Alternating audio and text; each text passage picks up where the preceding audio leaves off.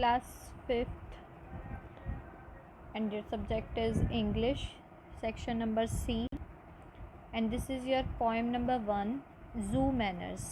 zoo आप समझते हैं चिड़ियाघर, तो zoo में किस तरीके के मैनर्स दिखाने चाहिए, किस तरीके से बिहेव करना चाहिए zoo में। तो देखिए, we know how we should behave when we are with people. हम जानते हैं कि हमें कैसे बिहेव करना चाहिए जब हम लोगों के साथ होते हैं।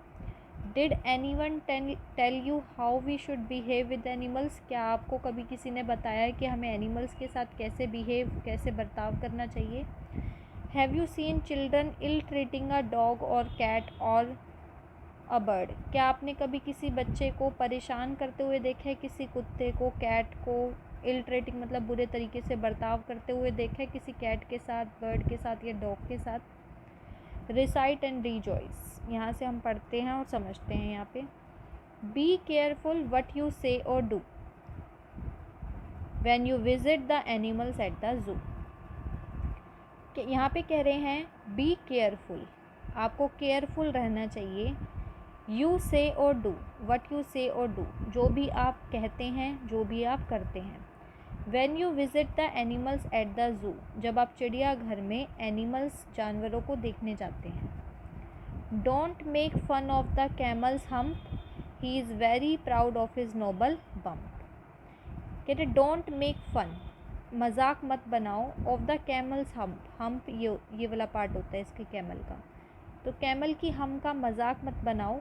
ही इज़ वेरी प्राउड, उसे बहुत गर्व होता है। Of his noble bump, bump मतलब ये जिस तरीके से ये बम्प आ रहा है, तो इसे अपनी इस बम्प पर बड़ा ही क्या होता है, प्राउड फील होता है उसे। तो हमें इस कैमल की हम का क्या नहीं करना चाहिए, मजाक नहीं उड़ाना चाहिए। और आपको ये भी पता है कि जो कैमल की हम्प है वो उसे मदद करती है to survive in the desert, desert में सर्वाइव करने के लिए। तो यहाँ से आपने पढ़ा। नेक्स्ट आपको कह रहे हैं don't laugh too much at the chimpanzee, बहुत ज़्यादा मत हंसो चिंपांजी पर।